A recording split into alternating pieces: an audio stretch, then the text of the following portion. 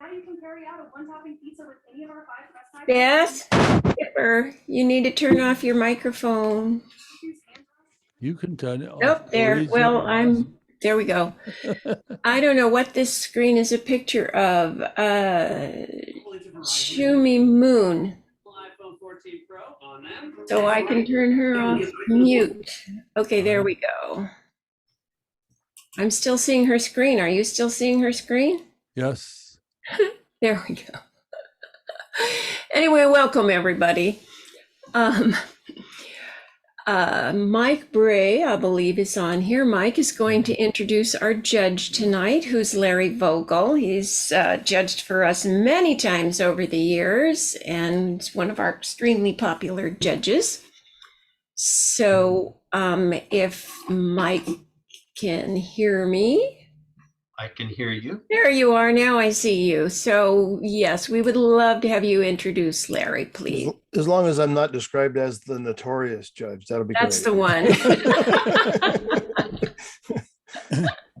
Well, for most of us that have been in the club for a few years, Larry has judged for us almost as far back as I can remember. And that's probably 2012, 2013 or something like that.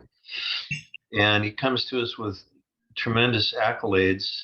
Larry's an artist in his own right in many galleries. He has a webpage, LA Vogel Photography, and his judging is par excellence. He has been asked back to San Diego County Fair, Orange County Fair. That doesn't happen unless you have ability. And we think the same thing about Larry. He's always been one of our most respected judges, I would say. I want to add just a personal note. Go on his website to see his bio. It's very impressive, and most of us know him well enough that we don't have to go over the details. That he was one of the last in an Ansel Adams workshop and so on and so forth. But Larry is a renowned teacher, and one of our esteemed photographers from our club, Linda Berman, has taken classes recently and reported back that I don't know if it's his digital photo exchange, DPX or what, but Larry is a great teacher. And if Linda gives him accolades, then Larry's very, very good. So Larry, I don't really think you even need an introduction anymore. You've been with us a lot, and we appreciate your always stepping up to help us out. It isn't always easy to get judges, and I may lean on you for a referral or two. Jack Salvador is going to be the new sheriff in Dodge. He is going to take over and help us out with selecting judges and slideshow presenters and so on. He steps into big shoes because we had a whole committee doing this work before. So I'm sure he will be in touch with you later on, and we look forward to a continuing association with you. And thank you for coming tonight to judge for us. Sure. Okay. Hey, Rodney, we're ready when you're ready. Right. I will share my screen, and Louise, can you mute everybody but me and Larry? Yeah, I will do that. Before I start doing the judging, I always like to say a little bit up front. I mean, this whole process of looking at images and putting scores and numbers next to them, it's not an exact science, which I'm sure everybody knows. We always talk about judging as being this very subjective thing. I would even venture a guess that if I were to go back through these a second time without knowing what scores I gave them, I might not arrive at the same numbers for the same images. The best part about this, and the reason why I love doing the judging, is because like your club and many of the other camera clubs, is the process where the judge gets to also offer a critique while they're judging. And I think that for the members of the club, that's the most valuable part about this, the opportunity to hear somebody talk about what you might be able to do to improve an image. And because I get a spreadsheet, I actually put notes next to every image, and I'm going to try to, I actually made a copy of the spreadsheet, so I actually have all my notes next to me. I'm going to try to stay fairly close to what the notes that I wrote down as I go through these. But it occurred to me as I was typing out a lot of this stuff, I'm going, wow, this really sounds really picky. But you know, that's the point of it is whatever it takes to make a better image. And the best thing about critiquing images is that it's not written in stone. It's just a suggestion. I mean, I always say that a critique is nothing more than an opinion. And as the creator, you get to decide whether you like the opinion or you like the ideas shared. Many times I know we're very resistant to taking up some of those changes, but you'll hear it play in the back of your head for a while, and maybe you come to terms with it and say, okay, yeah, now I agree, because I've done the same thing myself. So I think that pretty well covers it. I have a question. Are you seeing what I'm seeing the main, Camera Club of Laguna Woods, March 2023 digital evaluation. are you seeing it full screen, or do I have a band at the bottom?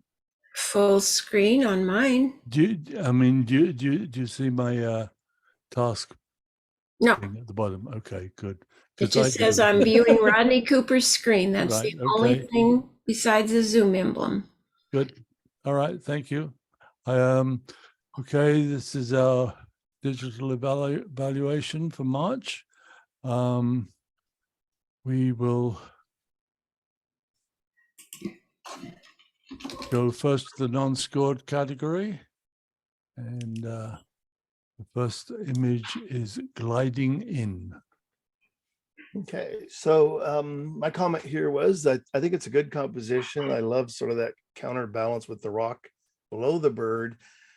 Visually, the background it almost feels like it's, I don't know if it's not blurred, but like a double image, or maybe it's been over sharpened or something. I couldn't quite figure out why the background sort of had this jitter feel to it. So my feeling was it might be improved by softening the background a little bit, which would also make the bird stand out a little bit more. And that was it. Hey, red radiance. On this image, Oh. go ahead. No, we're good. It just was a little bit of a lag. You're good. Okay. And actually, I'm not seeing the bottom, because I do remember the flower was really close to the edge, but the bottom of the frame is missing on my screen. Me too. Okay, it's put a bunch of stuff over on this screen which shouldn't be there. Okay, got rid of that. I don't know what caused that. Let me get out of.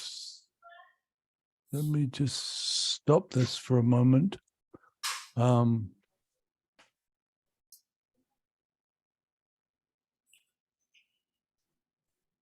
will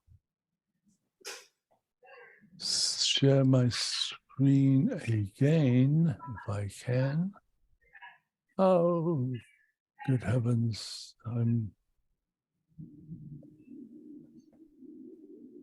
Okay.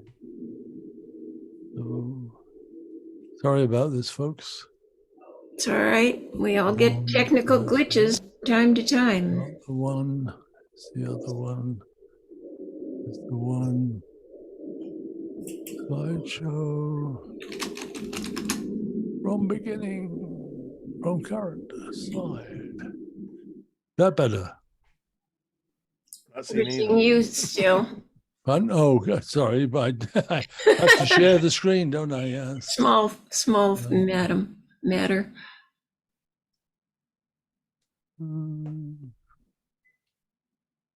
Okay. Share screen.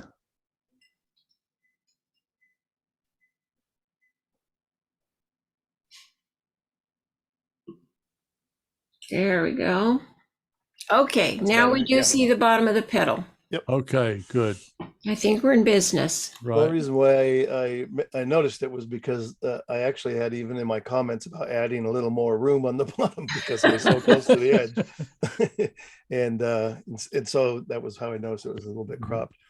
So in some ways the especially the flower facing directly to us feels a little bit oversaturated. And when I say that, what happens when we oversaturate colors is you start to lose some of the subtle gradations of the color. And you'll see like some of those petals don't feel like it has a lot of modulation in color. It seems pretty close to solid. So watch the oversaturation. I think sometimes we have a tendency to just love more color. It can get out of hand.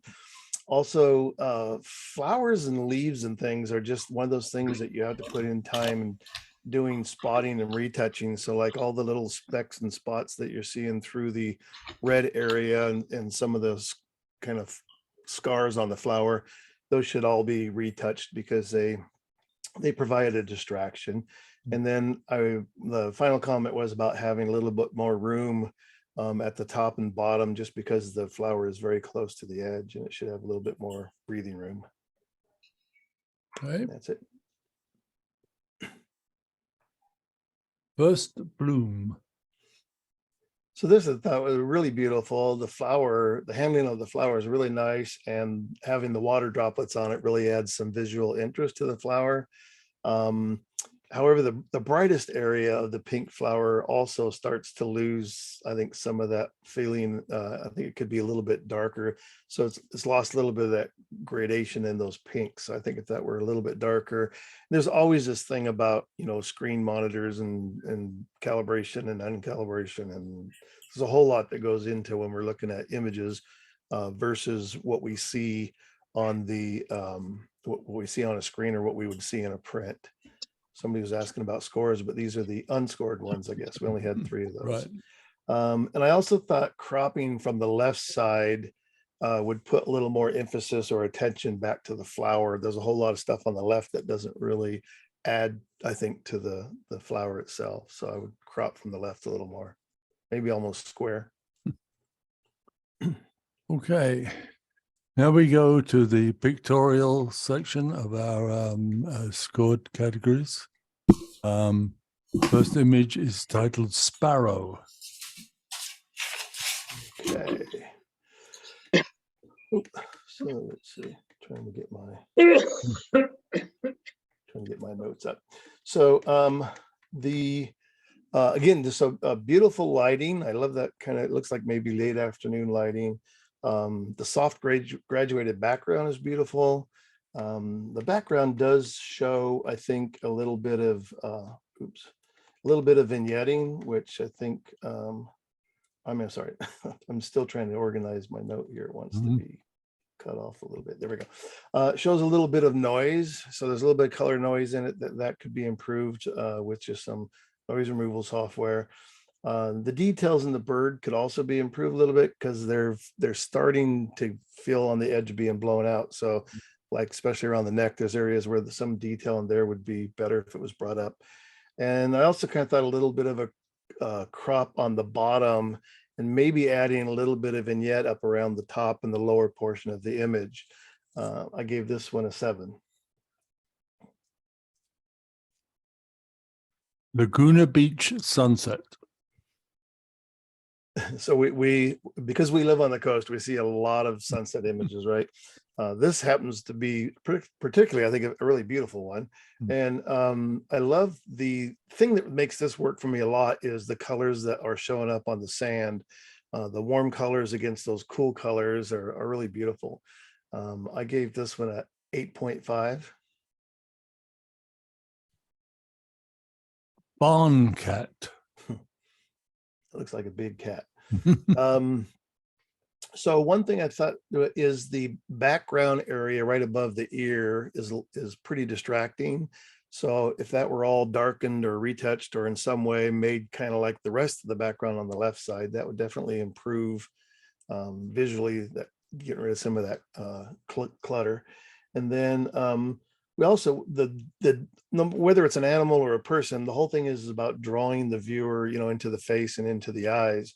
And we're a lot of times easily distracted by areas of the image that appear to be brighter than where we want people to look. So that paw that's on the edge of the frame there has quite a bit of light on it. And I think darkening that would also improve it.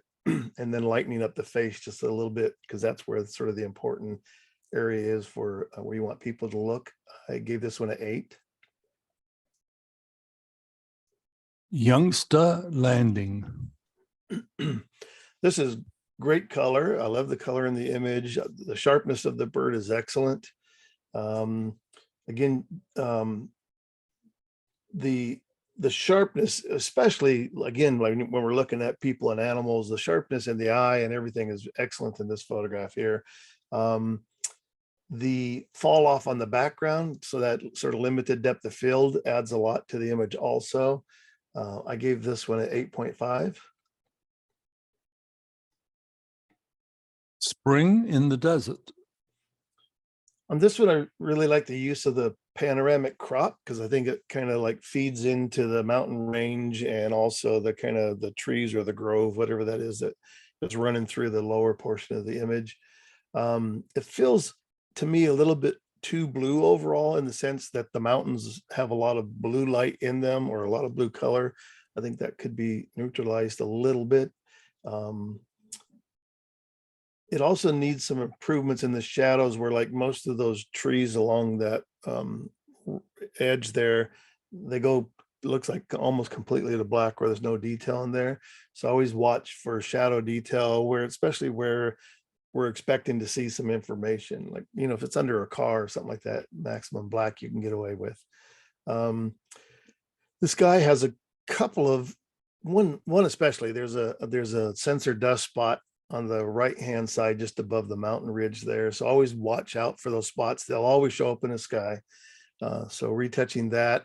The two little white clouds also, I think, are more of a nuisance than they are interesting.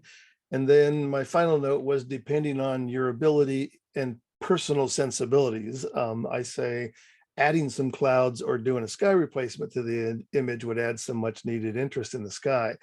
I say because of your sensibilities, because I have a lot of people that I would suggest that to, and they go, I would never do a sky replacement. I only photograph what's in front of me.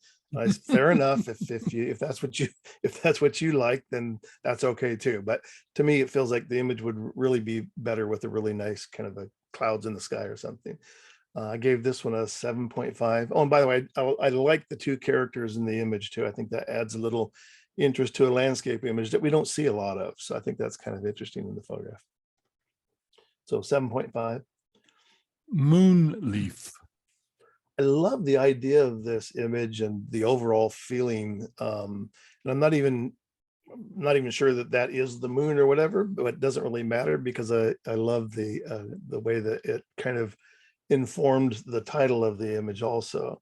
I think also using a little bit tighter crop. If you look in the upper left-hand corner where that one leaf goes up to the edge, and then there's light in that upper left side of the leaf, those kinds of spaces, especially when you have the dark leaf, those kinds of spaces on the edge, they draw a lot of distracting attention, things that we really don't want people to be attracted to. So I think cropping it or darkening that edge probably would have helped it. There's also, it looks like, I don't know, it's noise and sort of a loss of the smooth continuous tones in the background. So I don't know if this was originally a JPEG that got kind of over processed or pushed really hard to get the values that you have, but that sort of blotchy posterized look that's starting also needs to be paid attention to. I gave this one a 7.5. Ripping through the curl. So I love this, lots of good action. The fast shutter speed captures all those water droplets really, really good. Also good processing, all those water details, and the colors are really great there. I think also the crop, I think the attention to where the surfer appears in the image works really well. I gave this an 8.5. Bigfoot profile. So I love the title because it forced me to kind of look and go, okay, wait a minute, where's the Bigfoot profile? And then I find it. I'm usually not one of those person. I don't really like looking for, things in images like that. But since it was titled that way, it made me look. So so I find the profile in the rocks. The beautiful thing about this is the type of lighting that brings out all the shadows, the use of that warm tone that is, rocks are already fairly warm, but that light feels also pretty warm too. That works really well. This one also has a sensor dust spot in that sort of open area to the right in the sky. So always watch for those things. I always zoom in at like 100% and I go through those smooth continuous tone areas looking for little spots and things. I always say if you sent out and had a nice big 30 by 40 print made, that little spot's not going to be little anymore. And it'll be disappointing that, you know, you spent $300 on a print that you wish you had retouched that spot. So the other thing too, I thought that maybe a little bit of cropping from the left would help. I think since you've pointed out the interest of the image or the profile on the right hand side of the image, I think losing some of that on the left would also then put more emphasis on that side of the mountain, and maybe that detail comes out a little bit better. And then lastly, that house or the structure that kind of comes through at the bottom through the palm trees or the palm fronds there is a little distracting to the image. Yeah, right in there. So again, depending on your ability to retouch, I would consider retouching out that portion of the image too. So I gave this one an 8. Sydney Harbour Bridge. So this one has I think, a good perspective and good color balance. Everything seems to be balanced really well to the overall image. And I think this one might have benefited from a little bit more of a panoramic crop in the sense of losing some of the foreground water. There's just really nothing in that bottom edge that is, I think, important to the composition. And the boats that are in the center, especially the 4 boats, are kind of really interesting. I like the way those shapes are kind of mimicked in the opera house there also. That's pretty cool. My only comment too was that a slight crop on the right side to get rid of that kind of half boat that's on the edge of the frame, I think would help it also. I gave this one an 8. Springtime. Wow, I was just like nice sharp details in the bird. I love that really kind of soft lighting that's not really so contrasty, that doesn't look like they had a lot that they had to deal with in terms of contrast. That soft light really helps the image a lot. Also, the flower in the beak is just a payoff. I mean, just the fact that you were photographing when this was happening is pretty cool. The one little falling blossom at the bottom, I think, is again more distracting than it is useful to the image. Everything else about the bird and where it's sitting is so beautiful that I don't think that adds. It's more distracting. And then there's a whole lot of stuff on the upper left-hand side that also I would kind of question how much of that do I need in the image in order to really, make this a good photograph. And I don't think I need that much blurry in the upper left-hand corner.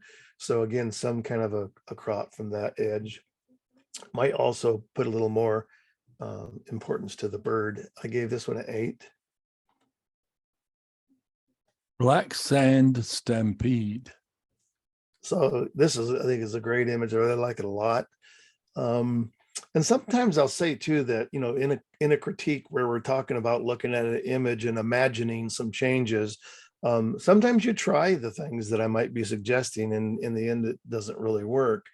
My thought was maybe to consider darkening the sky in the background a little bit, not like making it really dark, but just dropping it down a little bit so it wasn't quite so bright, and also bringing up the brightness of the horses, because again, that's the important part of the image.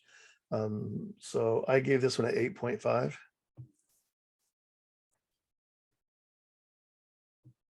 Lone Hunter in the Drifts. This, I think, is a beautiful photograph. That very subtle variations in the snow behind in the background, and the color is really, really nice. On the I'm gonna say a fox. I always get I always feel like sometimes I'm not identifying animals correctly. So it's really good use, of a story and with a minimal amount of elements, right? I mean, alls we really have is the fox and the snow. The only one thing that I said as a consideration might be removing that on the left side, the little areas that kind of pop through the snow there. There's two little darker areas there. I love the little subtle shadow of that little kind of wave of snow in the foreground. That works perfectly. But those two dark spots on the left side, I think those should be retouched out of the image. But still, I gave this one a 9. It's just so beautiful. Where's my breakfast? Again, this is, I think, a really great use of color, and everything is sharp where it needs to be. The allowing the background to drop off, I think, in focus also works really well. Keeps your attention on the birds. One suggestion that I have would be maybe to desaturate the blue water in the background just a little bit, because again, it doesn't need to have the attention to that color back there so much. And sometimes there's elements that we could use to create depth in an image. And sometimes things that are further away, if they have less contrast or less color and less focus like they do here, that helps add some depth to the image. So that was my only thought, was maybe dropping the saturation of that blue in the back. I gave this one a 9 also. Into the night. So my first comment was good vantage point, but it's an obvious vantage point. We know that you're standing on an overpass, but it still gives a really excellent point of view, as the road goes way back into the distance. So having that elevation really helps it a lot. Good use of the long exposure, obviously, to create those trails from the red lights and the white lights on the car. One thought was on the very left side of the image, there's that one little bright building that comes in from the edge. So either retouch or crop so that little thing poking in on the edge doesn't show up. Again, sometimes it's just those little things on the edges that can draw enough attention away. And when things are on the edge, they will draw even more attention than if it was just a bright spot somewhere else in the photograph. So really pay attention to the edges. And I also thought that really bringing down the values of the sky would make the scene even more dramatic. So that light on the glass of that building really stands out now, but I can imagine if the sky was a bit darker, almost maybe even a full stop darker, that it would bring a richness to that, all the rest of the colors that kind of surround it. I gave this one an 8. Deep contemplation. I love this image. I think first thing, but my thing was, kudos for having a good eye for seeing this. It seems like it's just an everyday, grab shot, but there's so much more going on that's interesting in the image. The way that the water textured up from, again, the sort of the focus drop off in the background. The water is really beautiful. Those colors of blue, that it's not just a solid color. You have those shift in the blues that are really beautiful. The color balance overall is really good also. The whites are white and the grays are gray, along with all the blues. I think just one small reference point is that I would think that cropping the left side of the image so you didn't see parts of that other chair coming in, and it wouldn't even hurt if you cropped in and you only had, a portion of the chair showing. I'm not talking about cropping a whole lot of the chair, but just to where we lose all the other stuff on the edge. It would help tighten up the frame from left to right.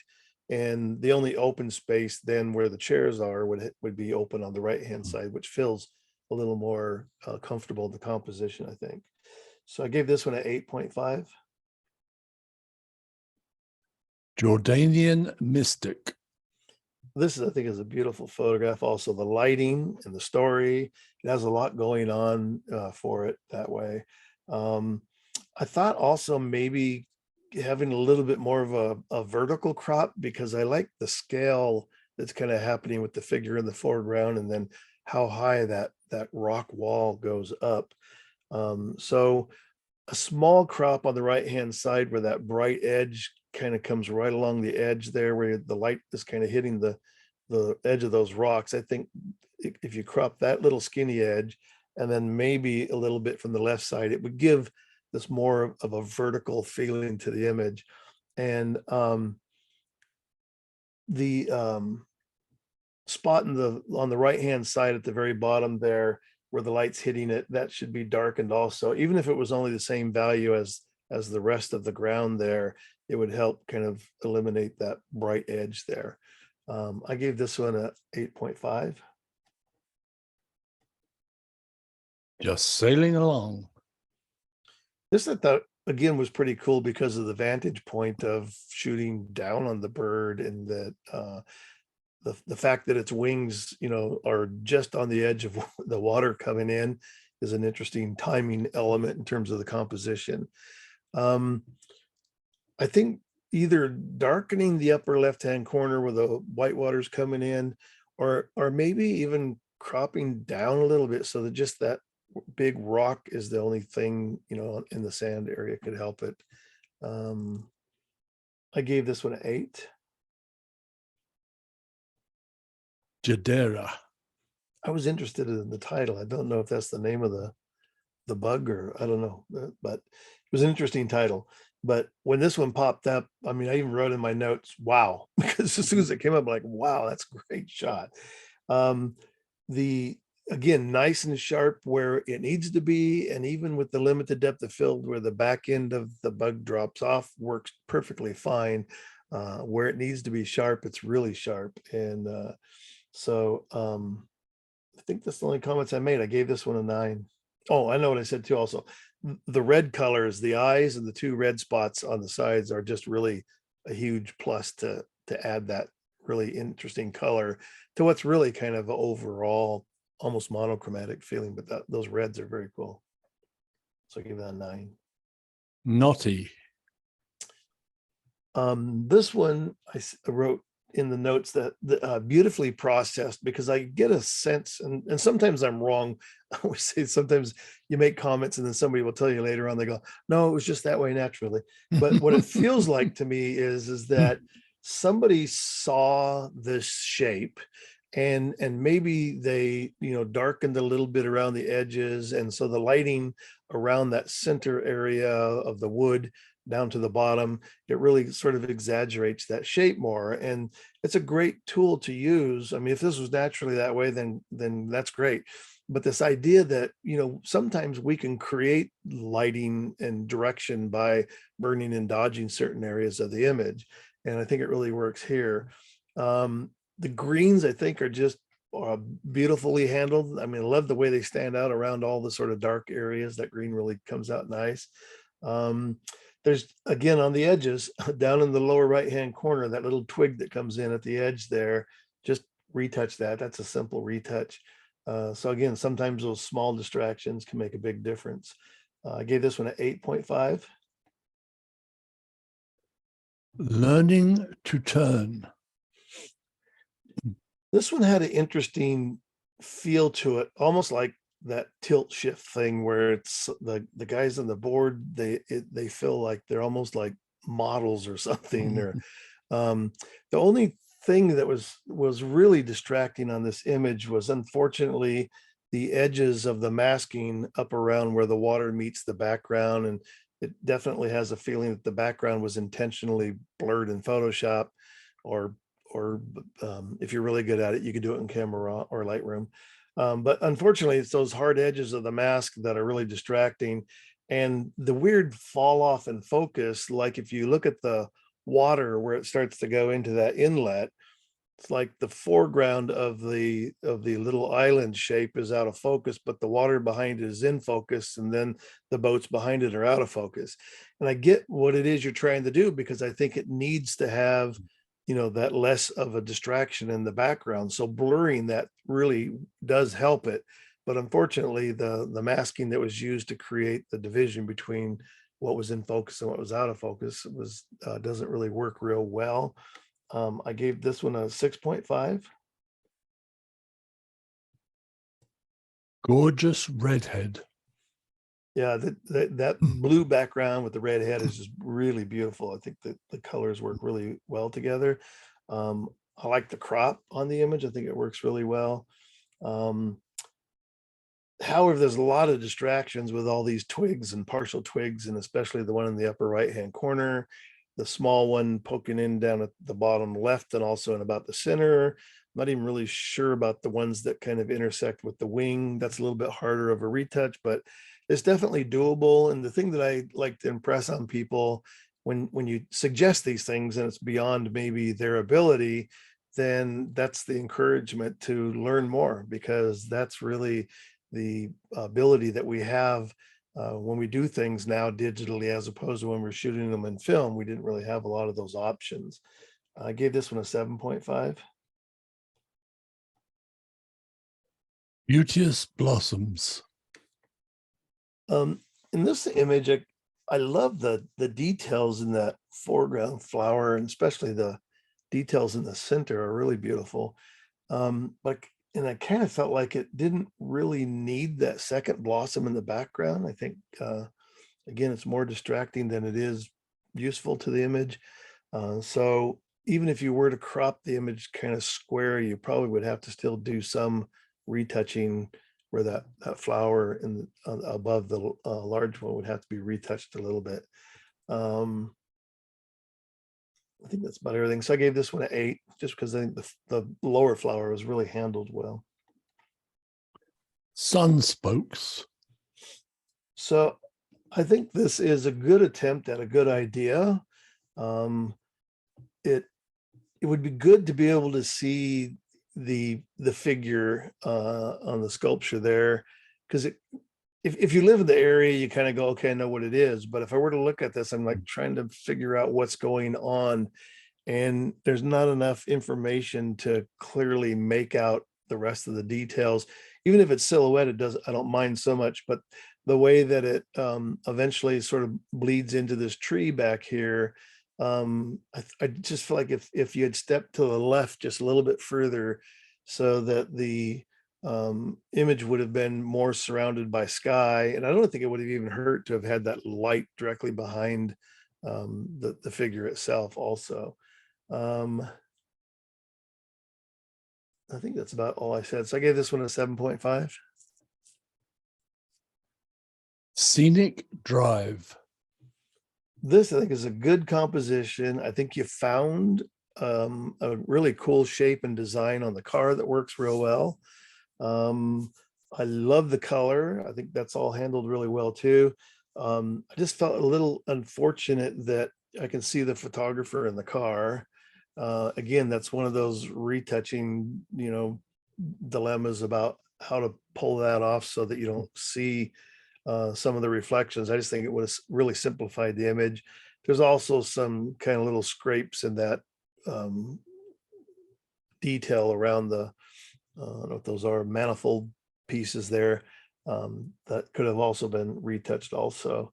I think that's it. I gave this one an 8.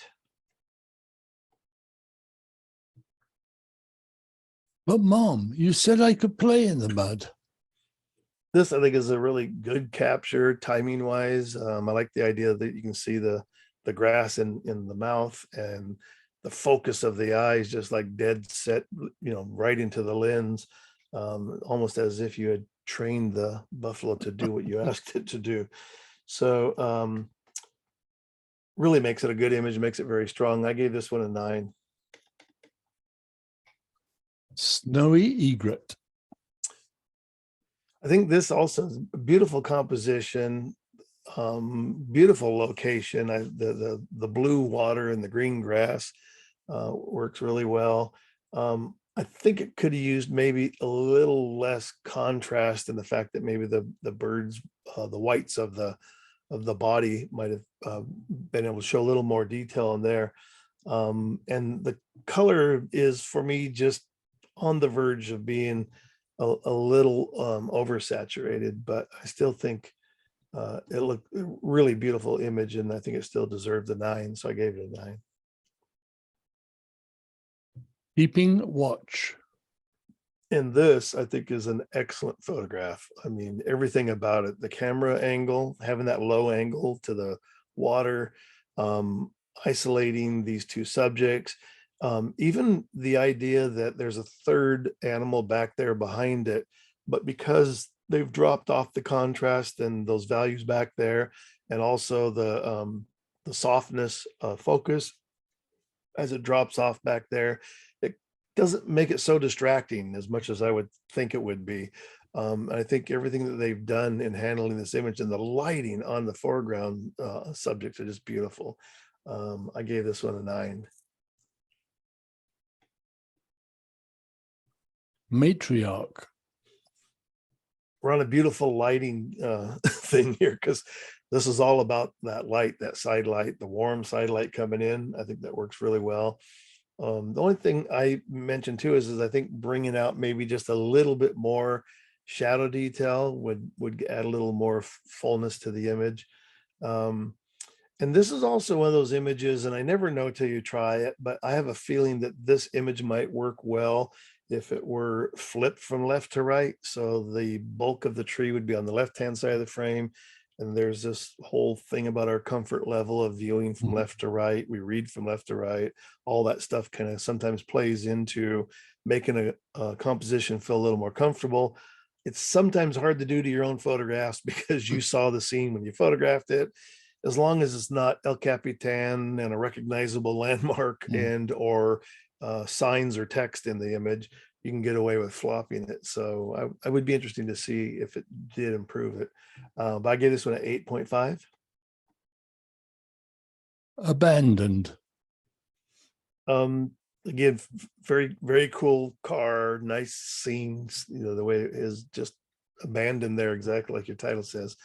I love the idea that you wanted to shoot the front of it, but unfortunately, I'm not convinced that this is maybe the best angle because of what's going on in the background back there. Even if it were totally blurred out, that sort of really bright sky that's or area that's happening, it looks like because of fog, is still pretty distracting.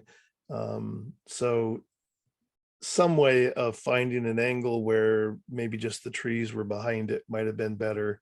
But still great capture of the car. It probably is the best angle of the car, but not considering what the background is. I gave this one an 8.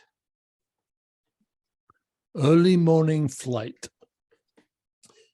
So again, living on the coast, we've all seen a million pelican pictures, but I'm not one of those people who's like, oh, we've seen it a million times, do we need to see another one? I like, hey, if I've seen a pelican picture 100 times, then it better be a good one if I'm going to see it 101 times and have to judge it and give it a score. So no two ways about it. This is a beautiful photograph of the pelican. Again, great, drop off of the focus in the background. All the details in the bird are nice and sharp. And I would also say really good processing in keeping the colors feeling pretty realistic without oversaturating. I think a lot of times we have a tendency to do that. I gave this one a 9. Crowned heron. This I think is it has the potential. The beautiful colors in the water, the oranges that, I mean, they kind of feel like they might be koi fish in the background. I don't know, but the greens and the oranges in the water are just really beautiful in terms of color and providing a really great backdrop for the bird. The composition works really well.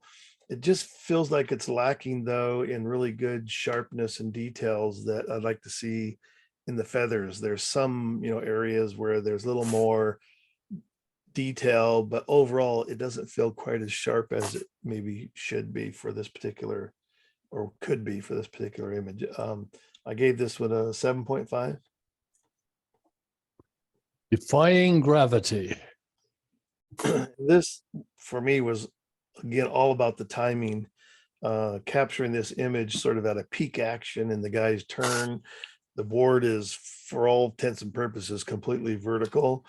And I love the crop with his head, down towards the lower portion of the image, the board in the upper left-hand corner of the image. The image really, has a lot of action and it fills the space perfectly. I gave this one a 9. Emergent ocotillo. This image is just about the colors. I mean, that beautiful blue in the sky, the red and the flowers there, the parts of the ocotillo. great composition. I love this sort of arching shape in there, works really well coming off the bottom of the image. The only suggestion I thought too was maybe overall cropping the image a little tighter from the top, the left, and the right, more or less, and just really bringing that. The tighter you get into this, that arcing shape would even be, I think, stronger. A little bit of retouching on the very lower left area where the little white leaves kind of pop up from the bottom there. Those are little tiny problems, but easily fixed. I gave this one an 8.5. Not your everyday pussycat. Again, this is one of those timing images. So, great capture, catching the tongue action there. Beautiful soft focus on the background. I'm imagining this was probably a fairly long lens. And the only thing I thought was maybe warming up the image overall. There's a little bit of a blue cast in the whites, and it wouldn't hurt at all to bring up some of those warm tones in the fur and all that. I think would look really nice. I gave this one a 9 still. Really, really well done. Time to bake.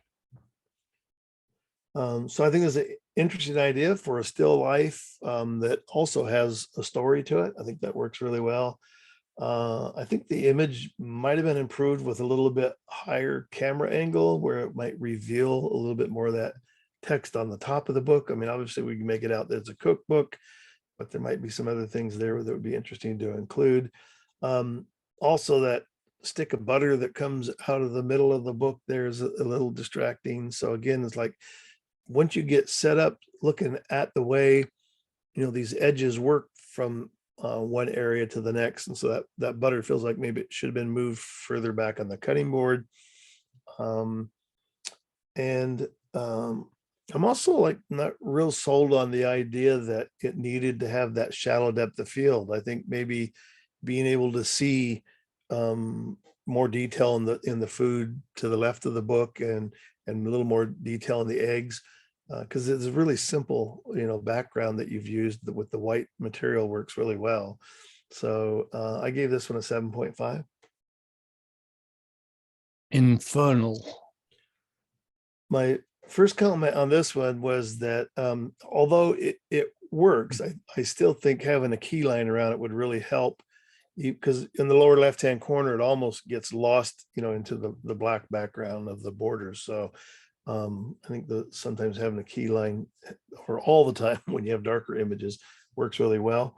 I think the dramatic, processing of this image, bringing out all those colors, is just really beautiful, just sectioning out a piece of the sky like that.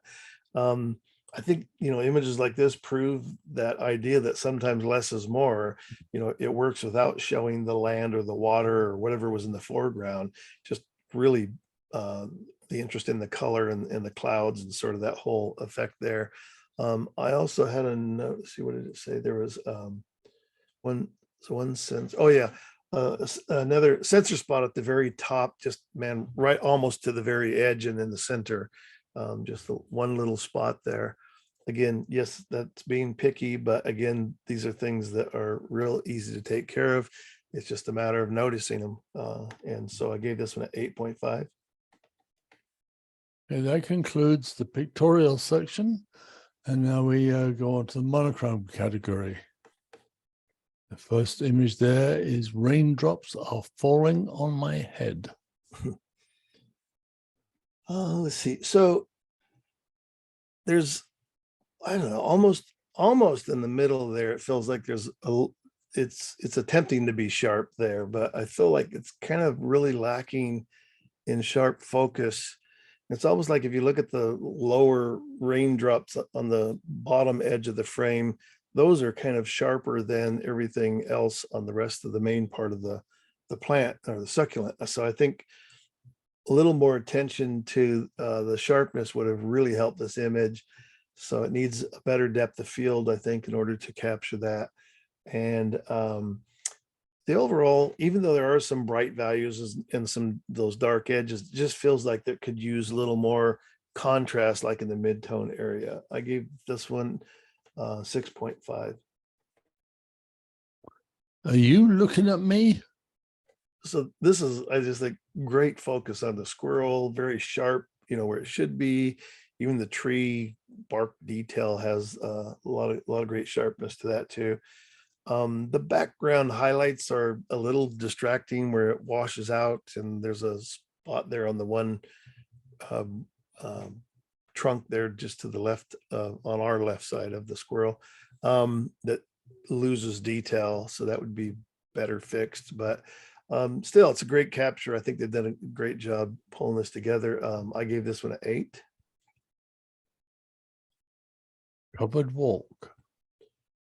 On this one, I wasn't real sold on the idea of the amount of area that's blown out. And I get it, like you're under a boardwalk, all this area is, probably extreme in terms of shadow versus what's on the outside there.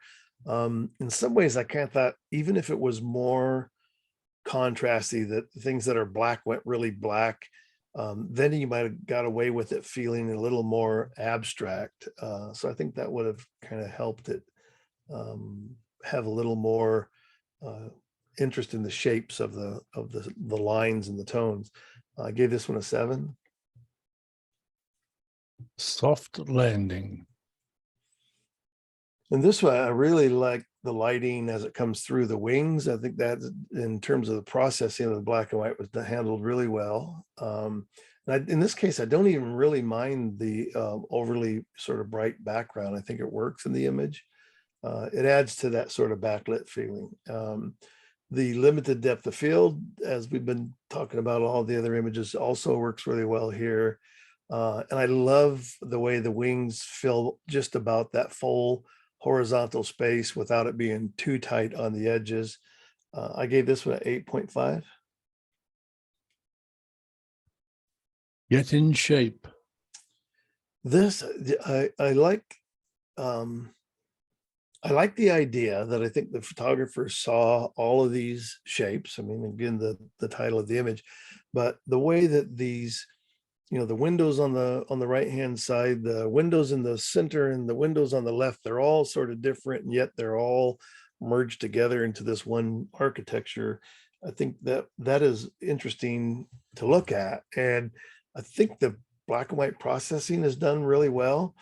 There's a little bit of distortion in the building. If you look at the right-hand edge and you look at the window at the bottom of the frame and you look at the window at the top of the frame, so there's a little bit of a V shape there. So sometimes, it's not always necessary, but I think correcting that distortion would help the image. And there's like a little, looks like a pole and a wire that comes out of the top of the building where the sky is, kind of on the left third of the frame. So retouching that piece out, I think, would help. And I even questioned about the sky, since there's all these really great sort of darker tones in the image, about really darkening the sky. And you could maybe even get away with making the sky almost completely black. And I think it would add to the geometry and the shapes, the lines that are at the top of the building.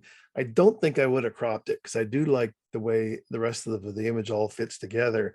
So trying to make that sky work in the image, I think by making it darker would have really helped it.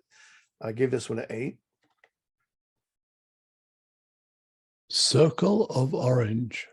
This is another one that I like the title, because I started looking around, makes you look deeper into the image sometimes based on the title. The beautiful black and white processing.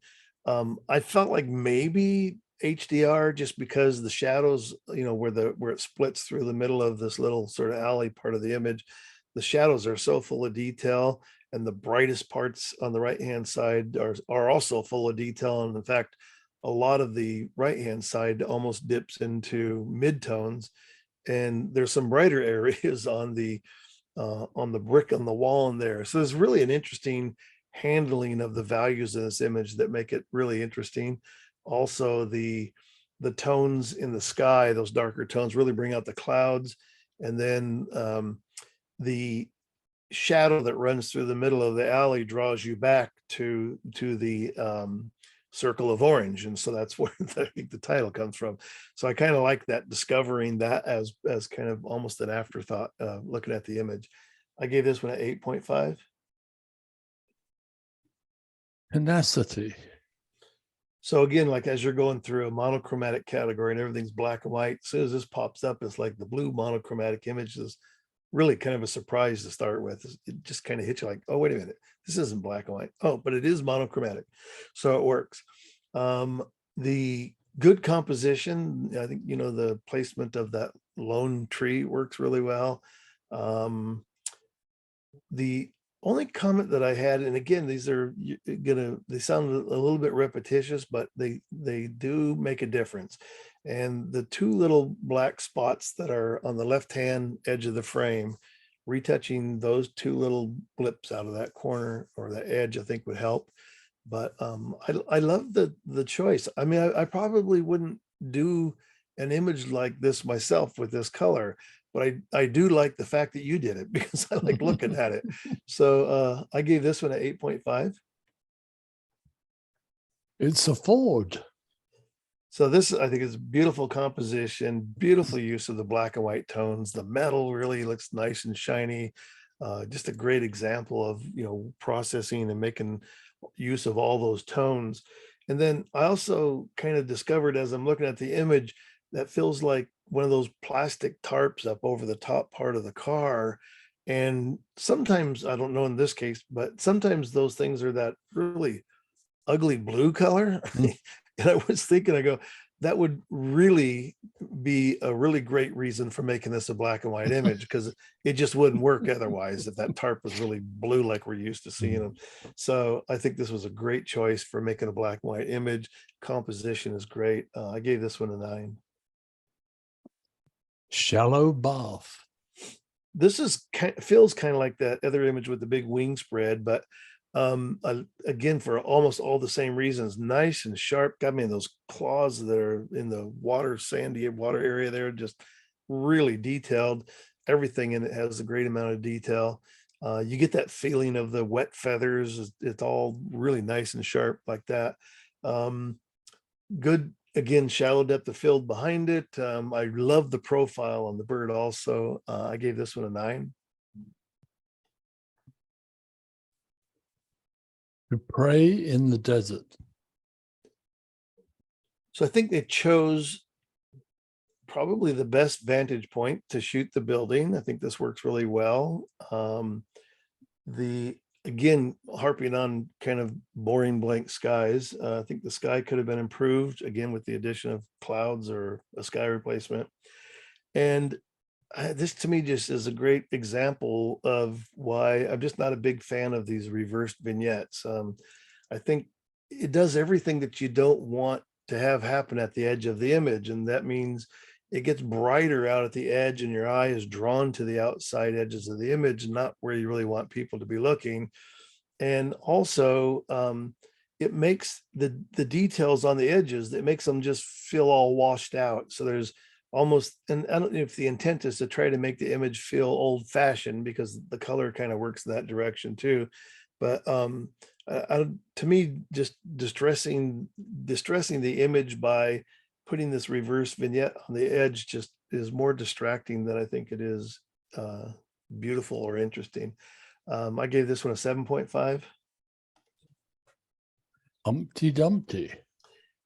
This one, I love it starts off with just this very sort of abstract shapes and tones and works really well. And then all of a sudden you find that figure on the edge of that bright wall against the dark sky. I mean, I think making that sky dark was just really works really well, really brilliant. I think also because that figure, I mean, this image would work even without the figure, because I think the shapes are so dynamic. But with the figure there, the story changes completely as you're looking at the image. And unfortunately, when I look at the figure, it's not really very sharp. And then it also points out that there's other areas, most of the other areas in the image are also not as sharp as they maybe should be. Because the figure is so far over here on the right hand side, I think eliminating a lot of the left side of the image, maybe that one whole big flat facade on the left third of the image, eliminating that much of it, I think would put more focus back on Humpty Dumpty there. I gave this one a 7.5. I have my eye on you. So great composition. I usually end up mentioning this in almost everything that I judge, that I am not one of the judges that says you should never ever put anything in the middle of an image. I say when it works, it works. And this is a great use of that kind of centralizing the image, putting it pretty much dead center. So I think it's a good composition for the image. I think the black and white processing is really good. The detail in the bird and the bird feathers are just perfect. And I think the background could have also been improved with a little bit of noise removal, or it feels like there's a little, I don't know if it was originally noise, or but there's a little bit of sort of blotchiness going on, and not the bright light and dark spots, but almost more like a noise in the background. So I think that could have maybe helped it too. But I still gave this one a 9. I just think it's so well done. Vivacious succulent. So beautiful attention to the lighting. I think, you know, the way the light is hitting this and those soft shadows are really, really nice. Again, black and white processing is really well done. It feels like it could use a little bit more detail in the brightest areas. So those areas that are kind of the brightest part of the plant, I think could have been brought down just a little bit more. And this is another image that I would consider looking at the idea of maybe flipping it from left to right. I think it works excellent the way that it is. I only suggest like maybe looking at it that way and seeing if you think that it improves it or not. I gave this one an 8.5. Dark crossing. I love the strangeness of this image. The long exposure kind of creates those sort of strange transparent qualities of the figure or the legs that are going through the image. The leading lines in the foreground draw you, back into that background. This weird kind of light that comes out of that center spot and kind of almost grows as it comes forward there. Can't figure out what it is, but it's interesting enough to look at. The only thing I'm not sure about all the little white spots in the black sky area or whatever's up there. I'm not sure that all those little spots work really well. I do love the black area above that. And I kind of felt like if the foreground had been given, made a little bit darker and a little more contrast, those other lines that are on the left and right side of the center would have also been a little stronger and would have helped add to the feeling in this image. I gave this one a 7.5. Landing with a flourish. I really love this sort of nearly perfect reflection of the bird. I think that works really well. And the placement of the bird and the composition works well. Those big giant wings opened up the way they are. The very short shutter speed that captures that water, freezes the water action is also really nicely done. And also an interesting thing is it looks like they've done something to really drop the contrast of the water around the bird, where it's almost a gray on gray feeling. But it works really well in this image. And I think it's because of the high contrast of the rest of the image. I think that sort of gray in the water works really well. It helps isolate the bird. The only thing was some of the whites in the bird are starting to also get on that high end where it's losing some detail. So I think those could be brought down a bit more to get a little more detail in those highlights. I gave this one an 8. Pigeon eye. This one, I love the bird in the foreground is really interesting. I love the sort of with it turned backwards on the head, the detail on the feet. The only thing is it took me more than a second, to look at all the other birds behind it and figure out what's going on there. Part of it because it, does drop out of focus very quickly. So it's a very shallow depth of field. But again, I just don't think that sort of bunch of birds that are bunched together there, they kind of are distracting to the shape of the bird that's in the foreground, which is the most interesting part of the story. So I gave this one a 7.5. Chicken surf. This one, I like that, the story here, the sort of the lone figure on the beach and barefoot. And I love that. We all can relate to that when the sand is wet and you enough pressure, the water sort of pushes away and you get that little dry spot that kind of appears around the foot. So it's an interesting sort of little tidbit there that adds to the story, capturing I think the perfect motion of that heel toe, being forward like that works really well. So good composition, great story. The nearly silhouetted figure works really well here also. My only comment too is to be careful about burning in extreme highlights like what you see out in the water. It's interesting, the extreme highlight that's below her face there and in between her shoulder, it's very acceptable because we know we're looking at that sunlight where it's hitting the water and you're getting that glare. It flares up around her jacket. It all works really great. But I don't know why out in the water that the decision was to burn that down. I mean, maybe it was more distracting. I don't know.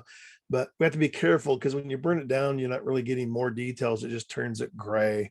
And then all it looks like is that it's been burned down. So it gets kind of muddy looking. So be careful with that. I gave this one an 8. That concludes the monochrome section, and our next section is the special subject, which this month is macro. And first image is seaweed and bubbles.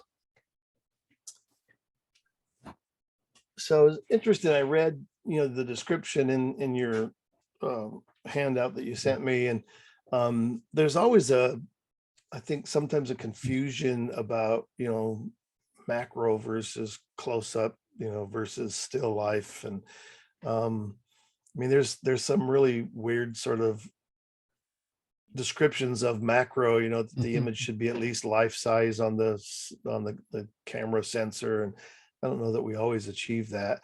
So I felt like this was kind of like on the verge of whether it is macro or just close up.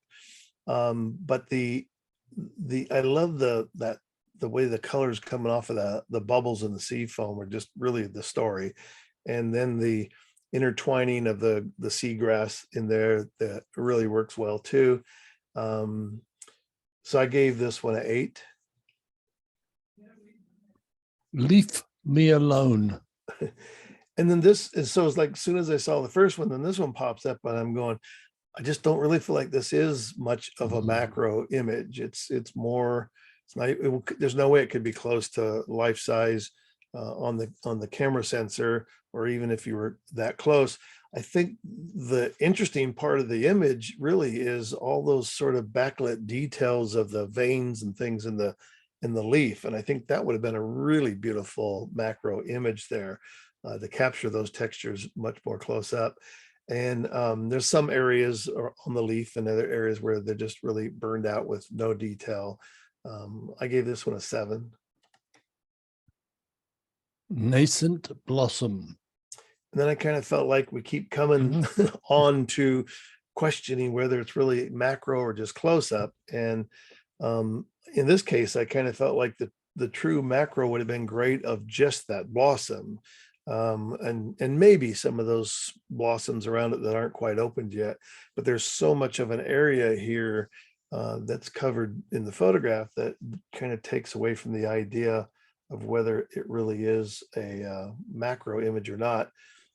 So I think a tighter crop and closer up of that flower would have fit the category better. I gave this one a 7. Crimson curves. And now we see a close up. Again, whether it like truly identifies macro, I'm going with, yeah, I think so. I think it's definitely close enough up and tight enough that it feels macro. The color in this is just beautiful, really well done and processed.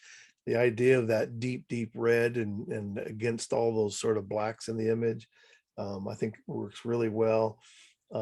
So I just think this is well processed. I gave this one a 9. Sturdy stamen. Again, here this is a great macro, definitely fits that description. So the the close-up details work really well. I think that a bit of a darker vignette out on the edges would have helped, because again, it's not a reverse vignette, but I think the natural lighting makes the edges brighter than the center of the image. I think kind of reversing that would help the image a lot by darkening the edges and lightening up the center a little bit more. Would give it a little more improvement. I gave this one an 8. Bee kisses.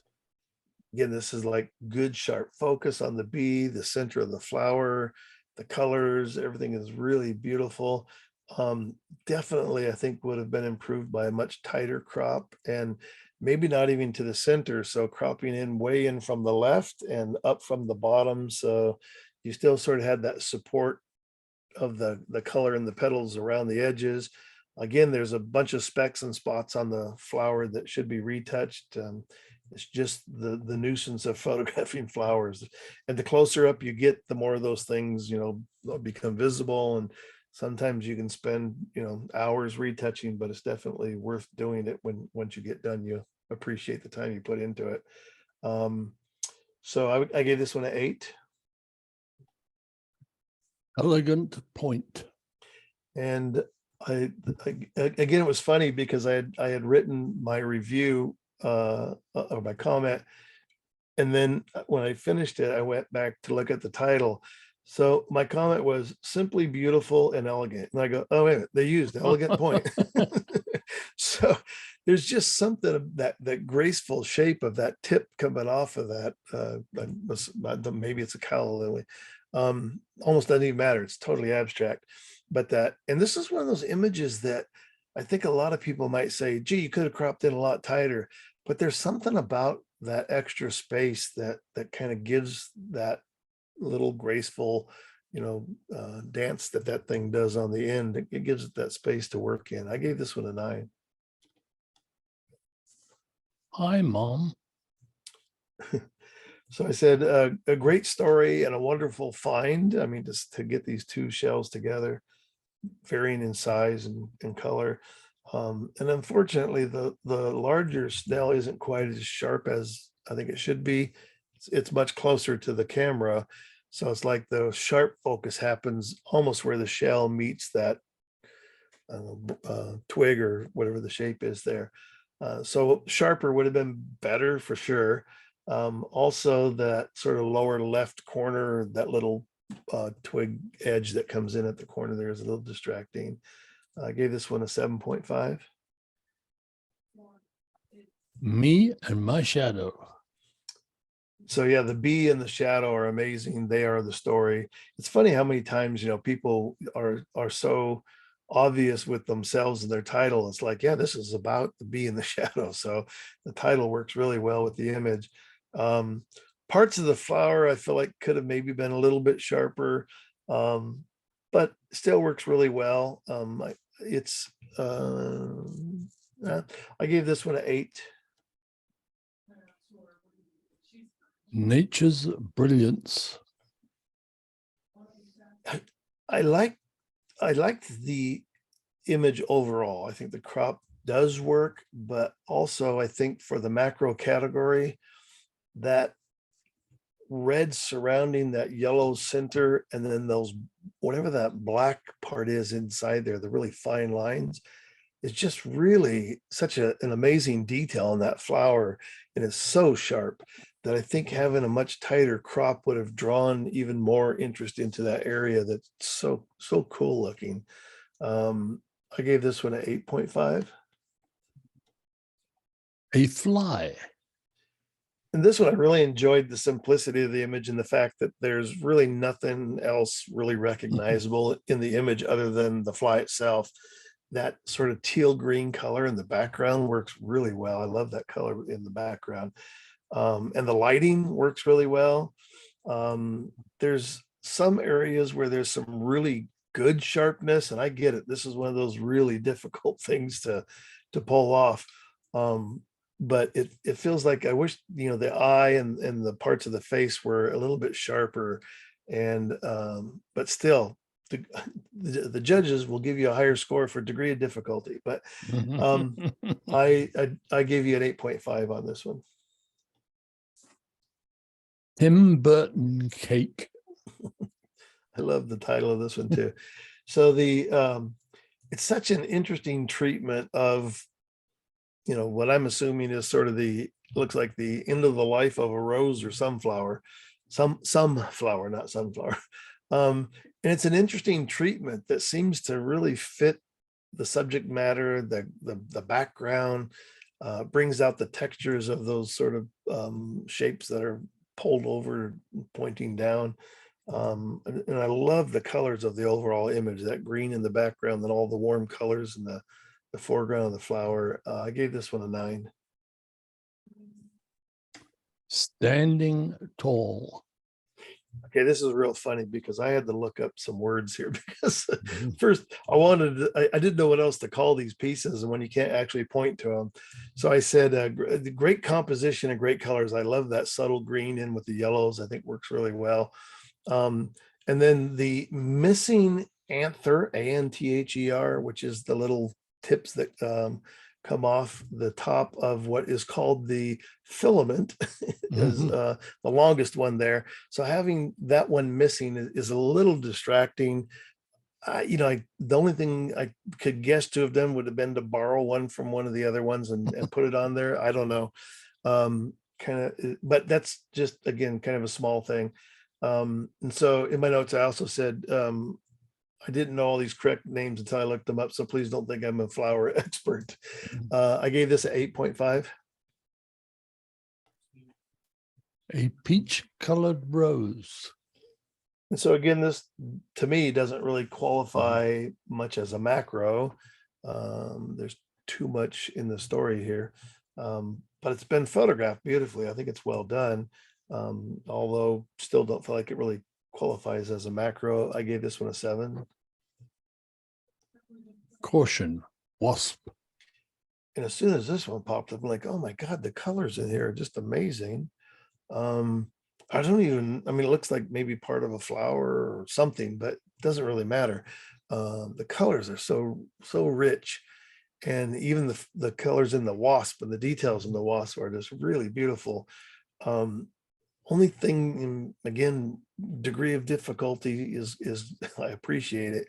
But the softness of the details on the wings, I think, kind of take it down a notch, and that I wish that those had a little more sharpness to them, like the rest of the wasp. I don't even mind that the legs aren't really, super sharp, but I think having a little more sharpness in parts of the wings would have improved it. I gave this an 8.5. Lazy orchid. Again, this might be considered as a close-up. I'm not real quite sure about the macroness of it all, but beautifully done. I love that kind of soft, glowy light that comes off of the flower itself. So beautiful capture. I gave this one an 8. For the error prone. Now this qualifies as a macro. So love the good close-up details. I love the idea of choosing something, an everyday object. The strange thing of the green eraser head is also kind of interesting, kind of unexpected. And the strong side light that they used adds a real great texture to that metal detail, that crimps the eraser into the pencil. I gave this one an 8. Peekaboo. Again, this is on the verge of a close-up / macro. I mean, macro for me would have been really tight, maybe on the texture of the skin and close-up of the eye or something like that. But again, beautiful colors, and maybe if the image had been cropped tighter, that would also help add to the macro-ness of it all. But still really well done. I gave this an 8.5. That concludes the macro section. The remaining section is artistic expression. Day's End. This is a interesting category. When I read the description of it, there's a lot of things that can be used, I guess, to create what we would consider artistic expression. Looking at this, I just suppose that maybe there's a new sky put in, but it fits too well in to the reflections in the water. So I was having a hard time kind of looking at what would qualify this as artistic expression. Still feels pretty ordinary. In the overall look of the image, I think the foreground, the sidewalk, and the people kind of take away from this whole kind of beautiful sunset in the image. I gave this one a 7.5. Maple leaf. And so necessary is the title on this one. I had no idea. It's so abstract. It was like maple leaf. That's interesting. So this is like a total transformation or departure of the maple leaf. But I find that like the purple and the orange patterns are really interesting to look at, very pleasing. But I think all those really bright sort of blown out areas are also a little bit distracting. There are ways that you could go in and put color into those white areas that I think would have helped to support the rest of the image in this one. I gave this a 7.5. Moonrise over Saddleback. Again, on this one, I was trying to figure out the artistic expression.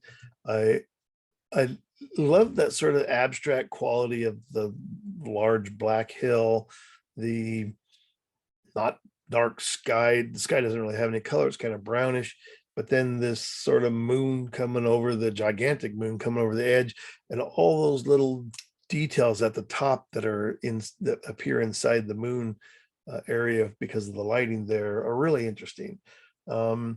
Again, I thought maybe less of the big black bottom on it would help the image, maybe a little more panoramic, because I do like that longer shape and seeing the shape of the hill works really well. I gave this one an 8.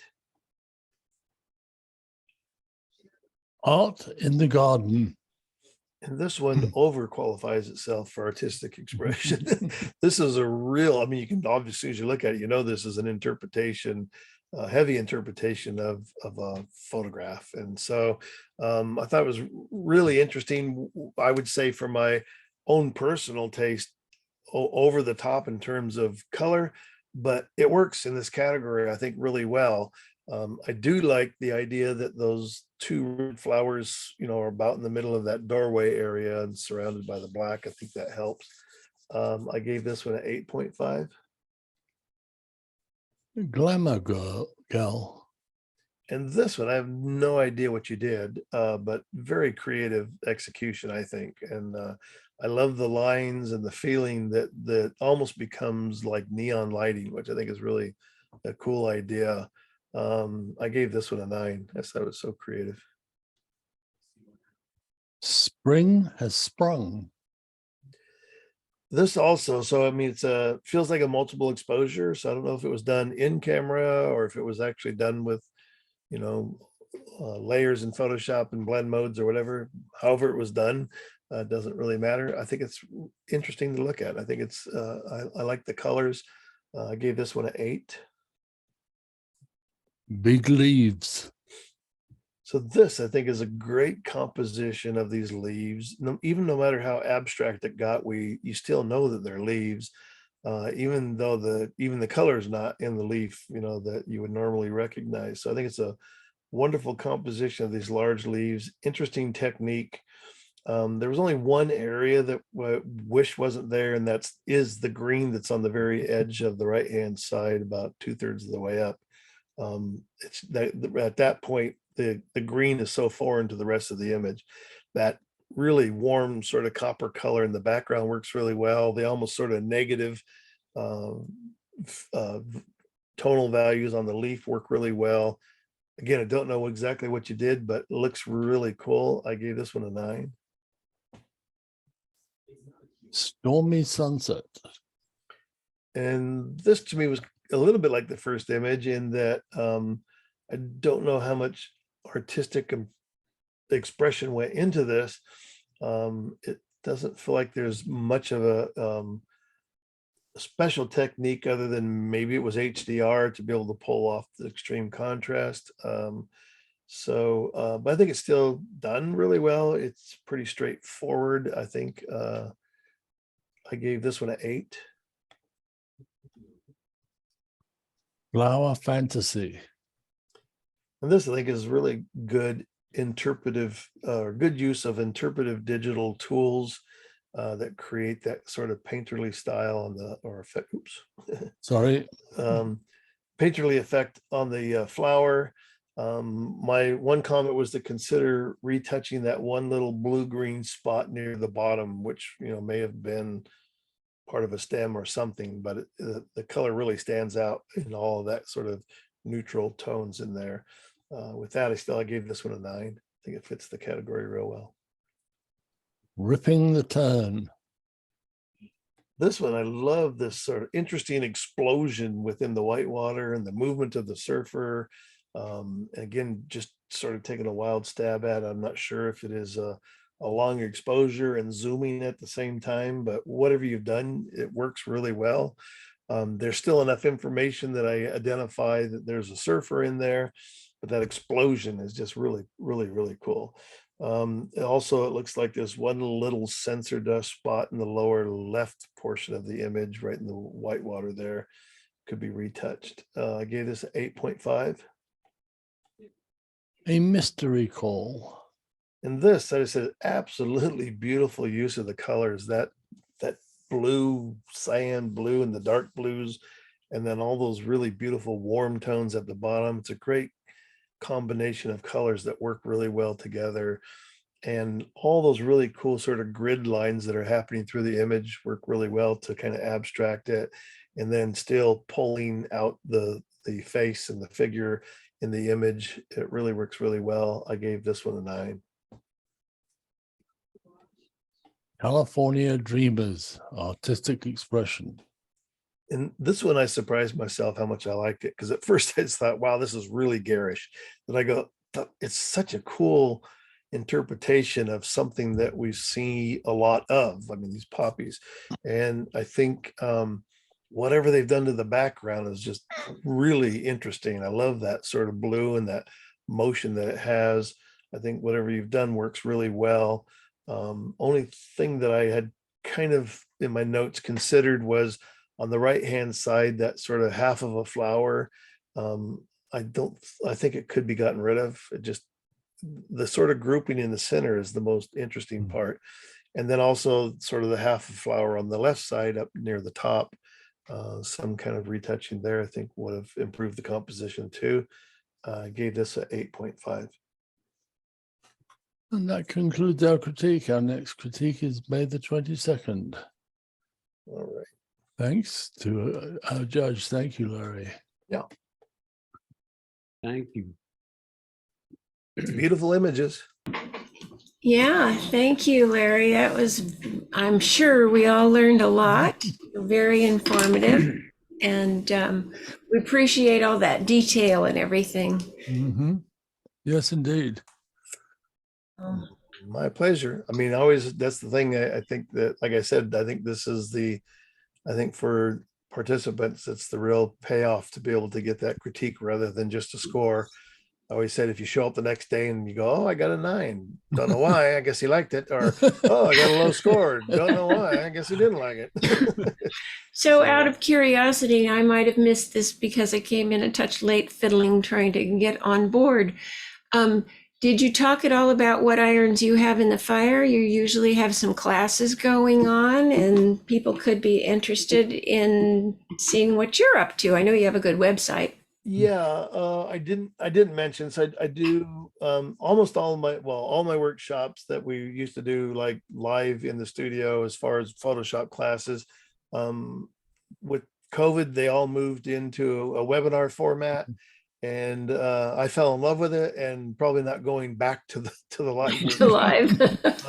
It just works really great. I mean, because I have people who attend from out of state and stuff, and Right. so they aren't going to make the trip usually to do it.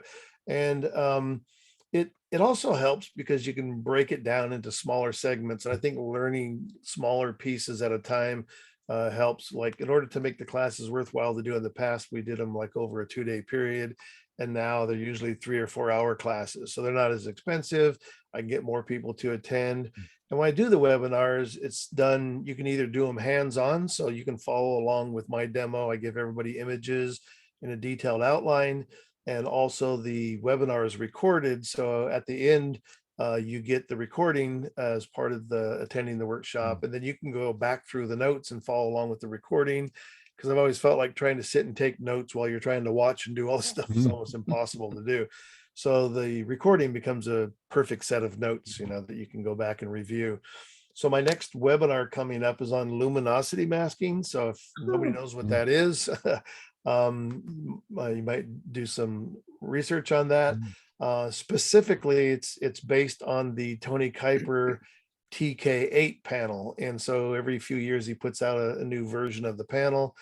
This one's been out for about a year, but I have long said that I think the important work that Tony Kuiper did on bringing luminosity masking to the forefront of what we can do in Photoshop, the idea that we can create masks based on luminance values from shadows to high values to midtones, that I think that this part of digital processing is as important of a contribution to photography as Ansel's zone system was when we were shooting film. So Wow, that's quite a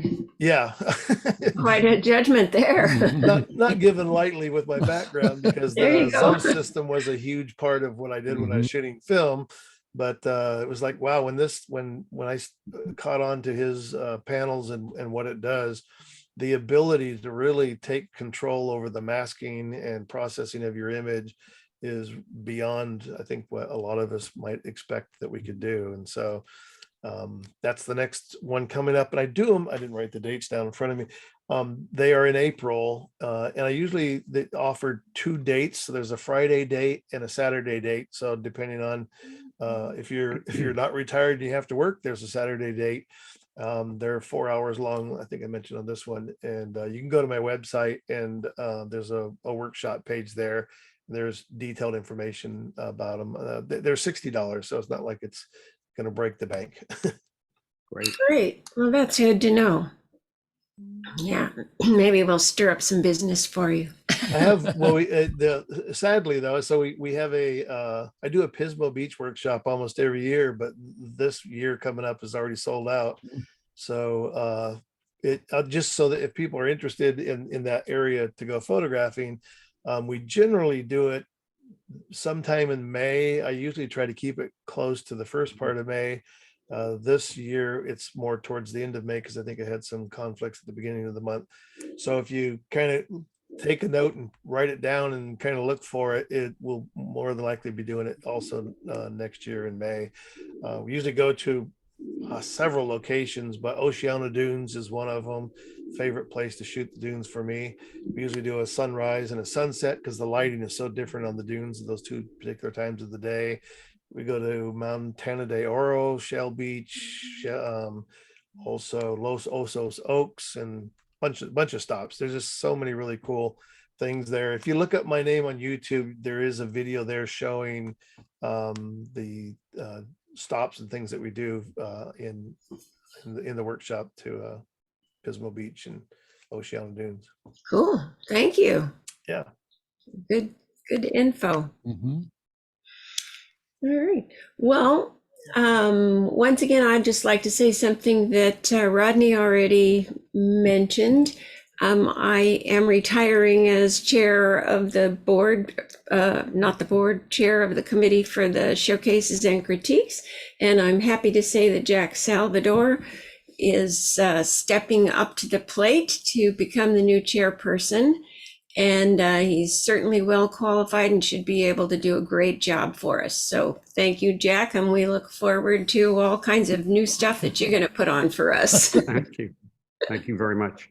And thank you to Louise and the team for getting the transition going. And if anybody who's listening, who's on the critique tonight, if you want to become involved, we are looking to build a team. So just contact me through the webmaster would be the best way, or jack@jsalvador.com. Great. We can put out a notice too. Thanks. Okay. Rodney, anything else that you want to say? No, I think I'm cool at the moment. Anybody else have anything Questions or comments? I'd to say? Great job again, Larry. Thank you. Yeah. Thank you, Yes. Mike. Thank you, Thank you, Larry. Larry. Yes. Fantastic. Thanks a lot, Larry. Oh, All right. Larry, Yeah. on the moonrise over Saddleback, the thing that makes it artistic expression was that the moon actually came up over the side of the mountain. I had picked my spot wrong. There you go. Well, nicely rearranged. No, that's the interesting thing when we talk about, categories and things that are strongly geared towards, compositing and Mhm. things that are real obvious. Sometimes, the subtle things don't draw as much attention in those Right. categories. Yeah. Especially when you do it well. All right, then. Are you closing us out, Rodney, since you... Okay, yeah, I have control. I can end I it was for going to say, I everybody. think so you do. I'm going to stop the recording if I can All right, find thank where you, that. everybody. Thanks